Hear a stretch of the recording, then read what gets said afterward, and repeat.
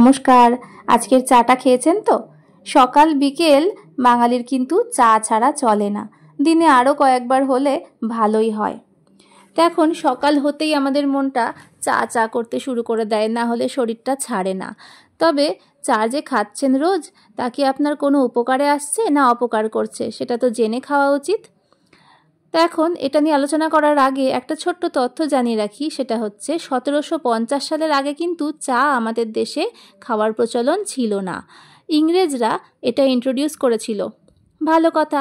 কিন্তু বিষয়টা হলো, ওরা যেটা খুব এলিগ্যান্ট ওয়েতে খেত, সেটা আমরা দুধ, চিনি, মালাই দিয়ে আচ্ছা করে ফুটিয়ে একেবারে যা তা করে ফেলেছি। খেলেই অ্যাসিড একেবারে নিঃসন্দেহে। চায়ের গুণ অনেক আছে, তবে তা আপনি পাবেন একমাত্র যদি মডারেটলি খান। মডারেটলি বলতে আমি বলতে চাইছি পরিমাণটাও এবং সময়টাও। প্রতিদিন একবার খেলেন, ঠিক আছে। কি চা খাচ্ছেন সেটাও একটা বিচার্য বিষয়।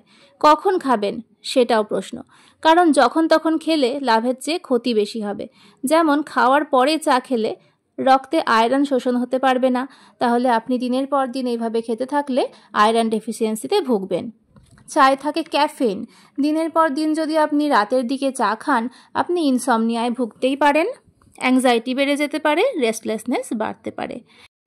আর তাছাড়া চা হলো অ্যাসিডিক খাবার, যার ফলে চা যদি আপনি রোজ খাচ্ছেন তাহলে আপনার শরীর অ্যাসিডিক হবে। অ্যাসিডিক যত হবে, শরীর যত অ্যাসিডিক হবে, তত রোগ ব্যাধি বাড়বে। তাই আমাদের মতো গরম ও হিউমিড ওয়েদারে, যেখানে অ্যাসিড ফর্ম করার টেন্ডেন্সিটা এমনিতেই বেশি, তাদের চা খাওয়াটা ছেড়ে দেওয়া সবচেয়ে ভালো। যদি ছাড়তে না পারেন তবে একবারে সীমিত রাখা ভালো। অন্য সময় চায়ের বদলে এই পানীয়টা খেতে পারেন, যেটার আমি রেসিপি এক্ষুনি বলে দেব।